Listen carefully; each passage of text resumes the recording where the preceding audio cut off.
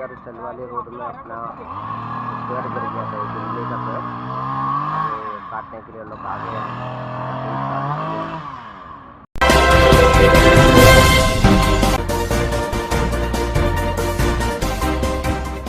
पालघर जिल्ह्यामध्ये आज सकाळपासूनच मुसळधार पाऊस सुरू आहे।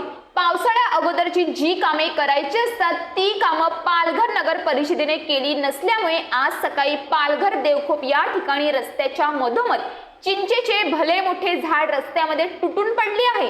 त्यामुळे रस्त्याच्या दोन्ही बाजूने ट्रॅफिक जाम झाली आहे। पालघर नगर परिषदेच्या कर्मचाऱ्यांना या घटनेची माहिती मिळाल्यानंतर तात्काळ झाडं बाजूला करण्यासाठी कर्मचारी दाखल झाले असून झाड छाटणीचे काम सुरू आहे। मुंबई अहमदाबाद महामार्ग ट्रॅफिक जाम असतानाच आज पुन्हा पालघरमध्ये सुद्धा ट्रॅफिक जाम बघायला मिळाली।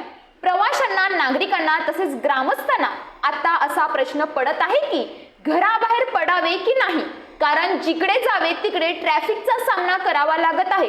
शासनाच्या ढिसाळ कारभारामुळे व नियोजन शून्यमुळे ह्याचा त्रास नागरिकांना बसत आहे।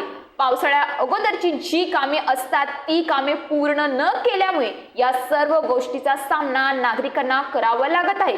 खासदार, आमदार, लोकप्रतिनिधी फक्त आपले खिसे भरण्यामध्ये व्यस्त आहेत। News police reporter Ashraf Khan, Palghar.